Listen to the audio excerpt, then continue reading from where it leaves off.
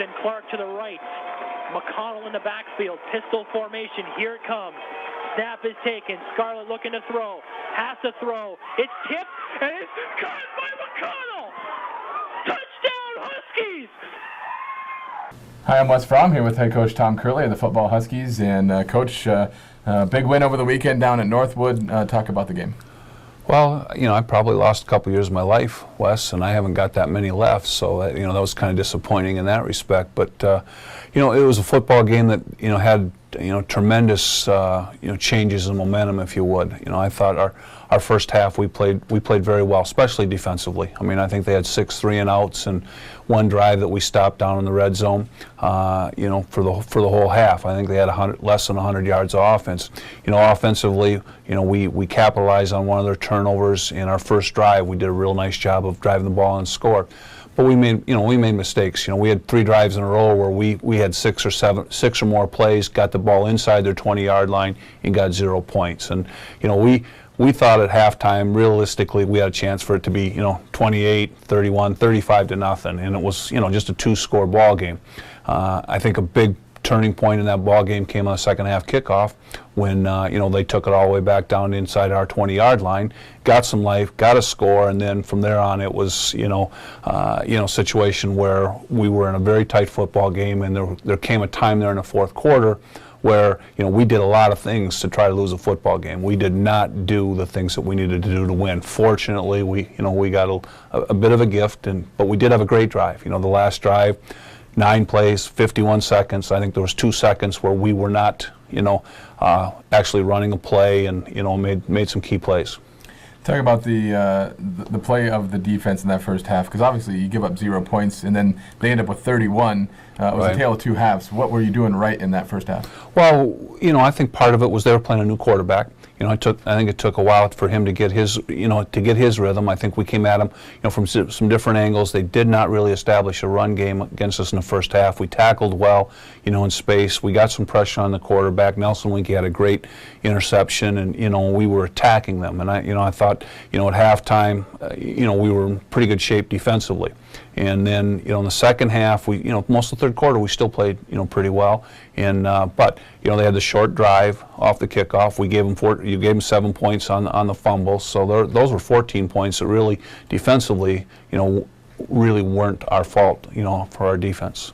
Offensively, Charlie Leffingwell, a solid game on the ground, over 200 yards. Assess his performance. Well, he ran hard.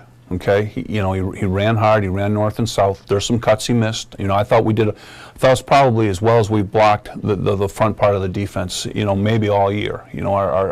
Our line, Aaron Brand, I thought played his best football game at center. Buddy Poljan, I thought our right tackle played well. Bruce Tebbleman, Frank Verwink on our left side. Played good, solid football games. With both Chris Mullen and Austin Roy, rotating some. We got a good performance there, and created some creases, if you would, some holes for our running backs. And, Charlie ran hard. We missed some cuts. We can't put the ball on the turf. I think we understand that, and I thought it was a great ramification of what could actually happen right there when all of a sudden you're controlling the ball game, you're going down with 4 minutes to go up 2 scores, to ice it, and then, what amounts to a matter of about 6 or 7 seconds, you're behind. And that was just, it was, almost surreal the way that play took place. People are going to want to know what exactly were you trying to do on that last play. Who was that pass intended for when it got tipped and eventually caught by McConnell? Well, it was the same play that we'd run the play before. We had it called, and we had a slip on a receiver, so we called our last timeout because we knew that was going to be the last play with just 4 seconds to go, and we had a timeout. So we called it.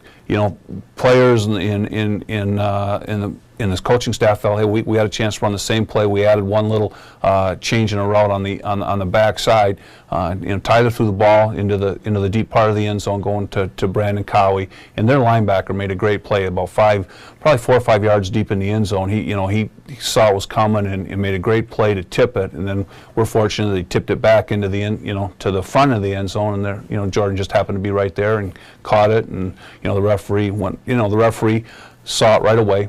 As soon as the ball's caught and there's possession in the end zone, the ball crosses the plane, the whole deal. It's a touchdown, and he went up right up with the hands, and we were very fortunate.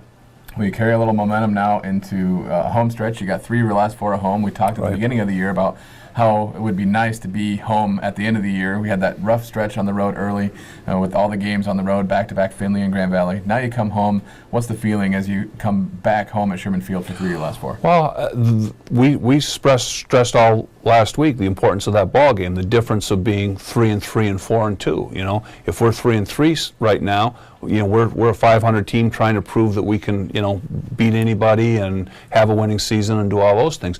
You know, now at 4-2 with the people that we're playing, you know, left to come, you know, not completely, but we've got a lot of our destiny in our own hands. And you know, and I like the fact that 3 of those last 4 games are at home. You know, we play well at home, and you know, I think if you look back statistic-wise, you know, our young people like playing, you know, at Sherman. You know, I don't think the weather's going to hurt us. We like that. You know, we practice in it. We don't have the indoor. You know, we understand what the climate's going to bring us, and we you know, we relish that. We, you know, kind of thrive on that, if you would. What do we know about Fair State coming in? Obviously, they're had a good season so far, but they dropped a game at Hillsdale last week. What do we know about the Bulldogs? Well, they're very talented. You know, the quarterback has, I think, twice already this year been named Player of the Week in the conference. I think once nationally.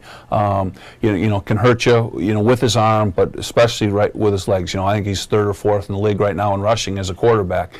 And it's not a, you know, he has enough speed to turn the corner on you, but by and large, he's a fullback. He's a, you know, downhill tackle-to-tackle guy, and they do some really nice things schematically to get him, you know, lead blockers and, you know, with pulling people and folding and, you know, and attacking, you know, some stress points of the defense. They do a very good job of getting him where he has a chance to exploit your problems. Well, Coach, back at home for 3 of our next 4, including each of the next 2, and it starts with Fair State on Saturday at 1 o'clock. Looking forward to it. Great. So am I. Thanks, Wes. Thank you.